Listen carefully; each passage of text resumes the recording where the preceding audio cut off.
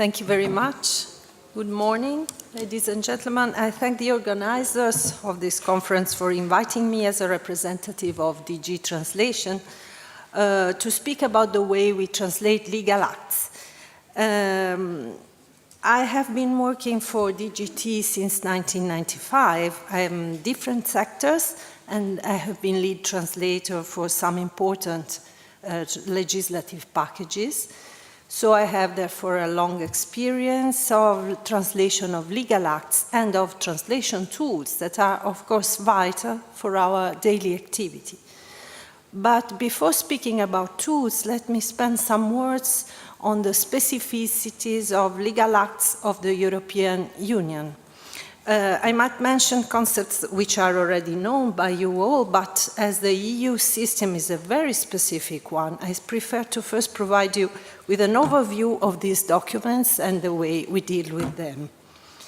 Then I will speak of our main drafting and translating rules for legal acts, and about the most important electronic tools. First of all, legal act is a more general definition compared to legislative act, because legislative acts are only regulations, directives, or decisions which are adopted with legislative procedure by the European Parliament and the Council on a proposal from the Commission.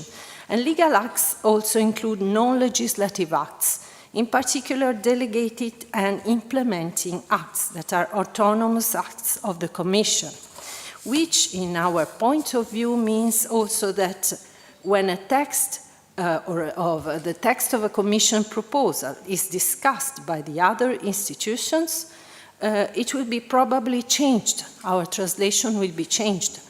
But for an autonomous act, we should pay double attention because our text will probably be published as it is, without further control by the other institutions. When we speak about legal acts of the Union, we generally speak about regulations, directives, and decisions having binding force, plus recommendations and opinions having no binding force. And the difference between the three most important legal acts, as you can read it in this slide, is defined in Article 288 of the Treaty on the Functioning of the European Union.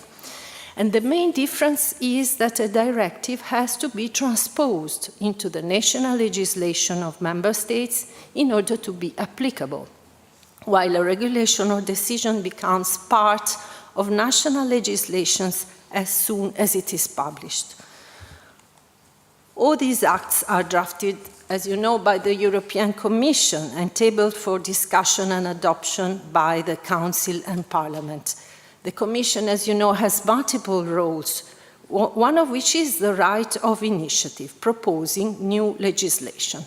Of course, a long period of discussion can run between the submission of a proposal and the adoption of the act.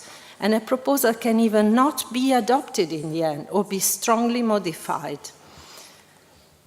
Every year, the Commission drafts a work program covering all the aspects of the EU action. Every single policy area is covered by a commissioner and the Directorate General that can be compared to the ministries of national states. And the Commission has, as you see, a large and complex structure with 30 DGs, which gives you an idea of the range of subjects that the Commission treats in its daily activity and that we translate. We should never forget that the legal system of the European Union is a supranational one. Starting from the treaties, the Union has elaborated a series of rules that are the result of a compromise among many national systems, sometimes very far away from each other. Member states have very different histories, geography, economics, etc., and therefore different legal systems. We have even two main legal families in Europe. On the one hand, the civil law deriving mainly from Roman law, and on the other, common law, deriving mainly from British law. And ironically, the English language, in which at the moment most of legal acts are first drafted, has a common law tradition, as opposed to many other European countries, which can create sometimes translation problems. Consequently, a term or a concept in one legal system may have no equivalent in the others, or have different meanings in the different systems. A lawyer, a barrister, an attorney have only one translation in Italian. A British national is not a British citizen, but in Italian we have only one word to describe the two figures. So there are many, many problems on this side. Multilingualism is the logic consequence of this rich range of traditions that the European Union seeks to harmonize. And here we come to the role of translation as part of the legislative process. Before the Commission tables a proposal to the Council and Parliament, this proposal must be translated, as you know, in the 24 official languages. The typical process of an act starts from the drafting of a proposal by the Commission DGs, which then goes through the translation by the DGT, and then through the discussion and adoption procedure by the Council and Parliament. That can last up to 5 years, and ends up with the publication of the Act in the official journal, preceded by a revision by the lawyer linguists of Council or Parliament. In practice, a legal act is adopted in 24 languages. It's a synoptic text, a single text in many languages, which is why legal translation is so important for DGT. As Mrs. Ilya underlined in her presentation, and as you can see from this chart, documents linked to the decision-making account for almost half of DGT output. Consequently, translators are de facto co-drafters, because the translated text has the same legal value as the original. And they grant the certainty of right and the coherence of legislation. Only translation allows a legal act to meet the many linguistic and legal contexts of member states. Translators are also mediators between the Union and its citizens. They bring the Union's policies close to the citizens, informing them about their rights and obligations, and communicating with them. So, our mission is not only about documents and legislation, it is mainly about democracy. The principle of the legal effect of legal acts in each language version is also outlined in our internal translation quality guidelines, as you can see by this slide. But if translators are co-drafters of legal acts, consequently the drafting rules should be the same for the drafters and of the original text and for the translators and revisers. That's why a toolkit has been created, including, these are the main drafting tools, the joint handbook for the presentation and drafting of acts subject to the ordinary legislative procedure, which is publicly accessible by a link I will show you at the end of presentation. And it contains the joint practical guide of the European Parliament, the Council and the Commission for persons involved in the drafting of European Union legislation. And finally, the interinstitutional style guide of the Publications Office of the European Union. They form the basis for our daily work. And I would say that the three most important basic drafting principles for us are clarity, consistency, and multilingualism. Clarity. Legal acts of the Union shall be drafted clearly, simply, and precisely, so that the legal act is easy to understand, concise, and unambiguous. And this general principle mirrors general principles of law, the equality of citizens before the law, and legal certainty, meaning that it should be possible to foresee how the law will be applied. This means that our documents should be perceived by those called on to apply or interpret them in each member state, be it officials, judges, lawyers, citizens, not as translation, but as fully fledged legal text. And the second principle is consistency. The terminology used in a given act shall be consistent, both internally and with acts already in force, especially in the same field.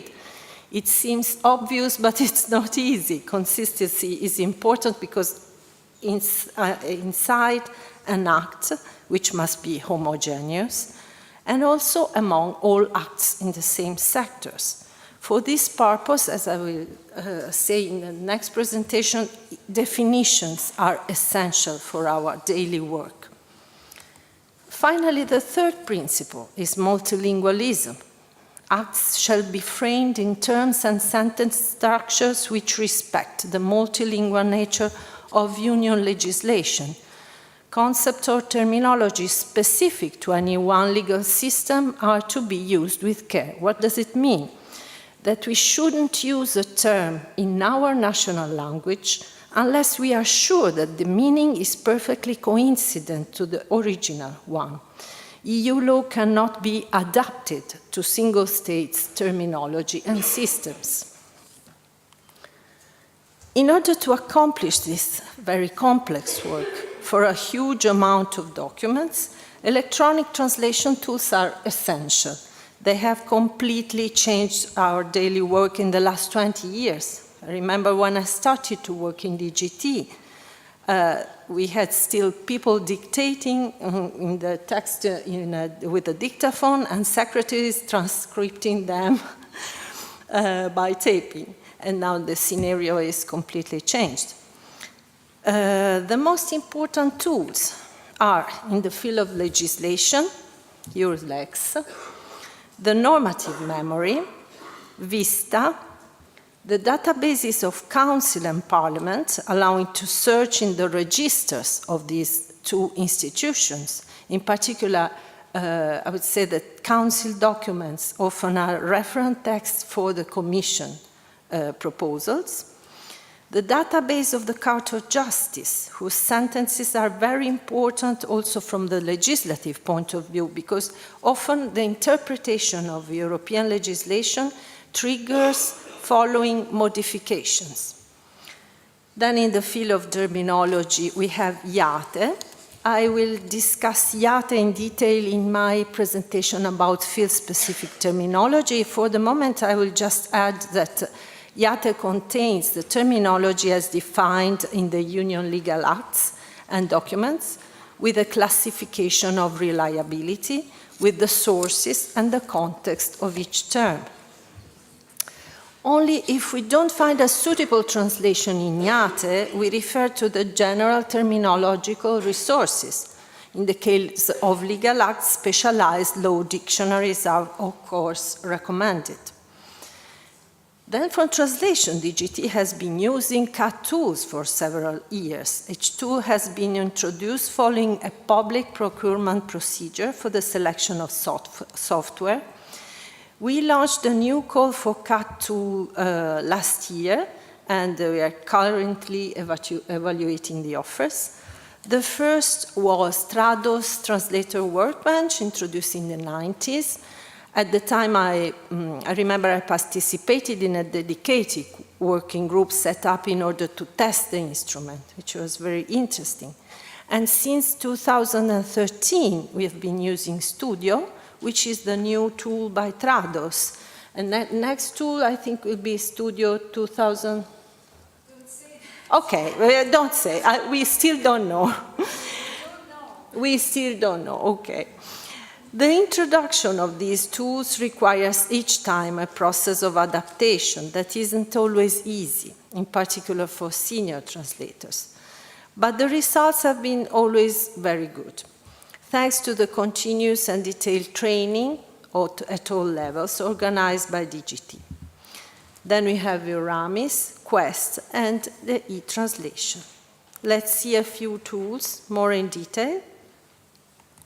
First of all, your lex, that is the most important tools for legal translation. It provides a free public access to the Union legislation, including, you can see the primary legislation, it is the treaties. You can see all the treaties already in force, and the Charter of Fundamental Rights. Then we have the legal acts. As you can see, all the legal acts of the European Union, binding and non-binding. Then we have, if you look on the left side, the consolidated text, international agreements, preparatory documents. The most frequent and useful preparatory documents are COM documents, that is the Commission's legislative proposals. EFTA document of the European Free Trade Association, etc. Then we have the EU case law from the Court of Justice.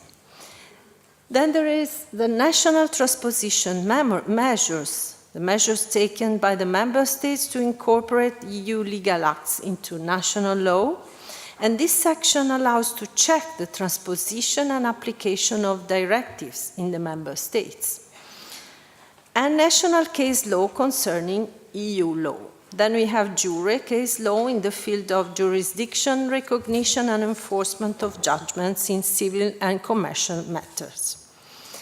This function on the right side, allowing to find documents in the official journal, is one of the most frequently used, also because it allows a double or even triple multilingual display of linguistic versions, which is one of the most precious instruments for terminological searches.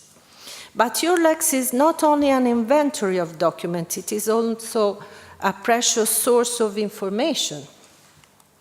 Let's see some example. If I look for the Schengen Borders Code, I find this result.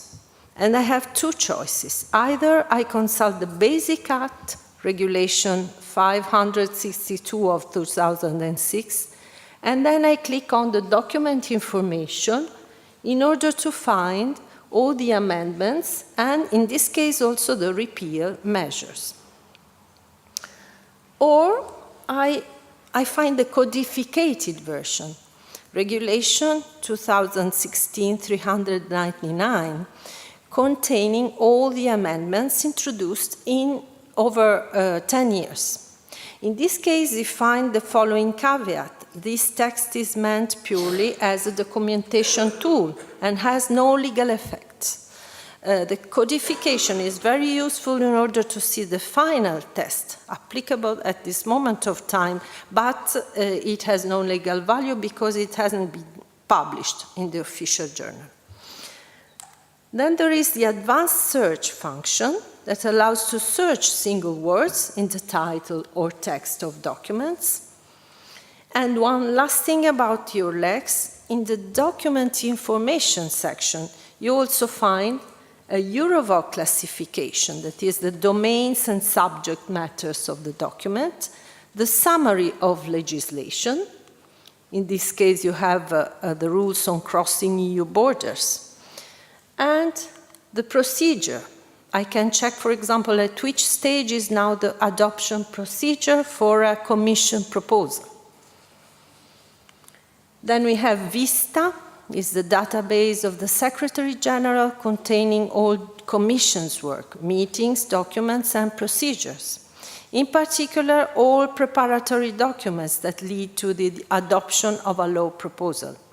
It allows us, for example, to see all the documents discussed in the last few days by the Commission, and in the section Go Pro, to go into the internal decision-making process of an act.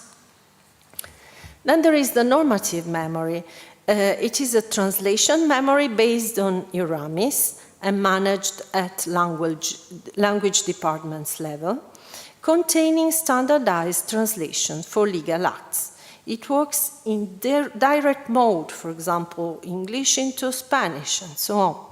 The content of the normative memory can be downloaded in our translation projects. and it is supposed to prevail over the content coming from other translation memories, which is why when we start translating a legal act, we are always supposed to import in the translation project, in the first place, the normative memory and the treaties, and only after that, all the other pertinent translation memories and the machine translation. What do we find in a normative memory? Typically, all the standard clauses of legislative text, but also, for example, the official names of country and languages.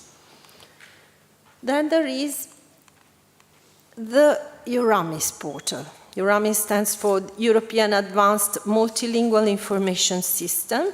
That was launched by the Commission in mid-90s, and over the years, other EU institutions joined it. It is a huge database storing the segments of documents, and it contains, I think, already more than 1 billion segments. Euramis segments are the raw material from which machine translation is produced. Segments are assigned to translation memories depending on the type of document. Here are all the type of translation memories contained in Euramis. Translators can search Euramis in different ways according to the needs. Here are the Euramis sections. There is the alignment section, which allows to prepare the memories we want to add to Euramis, aligning documents translated in Words or other systems, or documents in EURLEX or Vista, or DGT documents based on the number. Then there is the search section, which allows to look for what is already stored in Euramis, either by concordance, that is one or more words, or by document number. The translation memory section allows us to retrieve or save a translation memory. And finally, translation memory management, which allows selected translators to modify or even delete segments or whole documents from Euramis. I would say the most used two sections are alignment and search section. Let me spend some words on two aspects. The concordance search can be more or less exact, going from exact string to all words anywhere. For example, if I type out return decision as exact string, I obtain in Euramis the technical meaning of this expression. While if I type out the same in all words, I obtain all the sentences containing the word return and the word decision.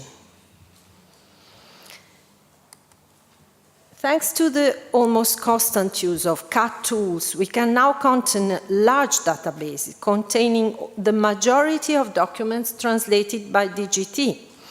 This is a huge resource, which gives very often good results. There are some limits, though.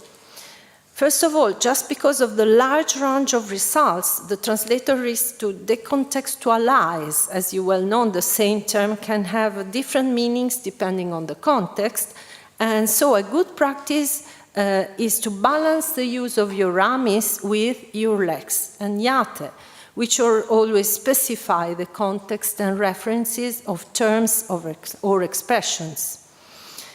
Then, Euramis contains not only the final versions of a text, but also previous ones that could be obsolete or even contain mistakes, because only the final version has been revised and subject to a quality check.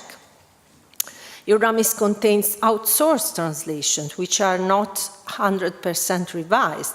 This is why Euramis database is periodically revised and cleaned. I am personally charged, together with other colleagues, of the revision of translation memory as a sentence manager. Every time a translator finds in Euramis an inaccurate translation, he or she sends a message to the sentence management team, which proceeds to modify or, in certain cases, eliminate the wrong segment. DGT has made its multilingual translation memory available for the public.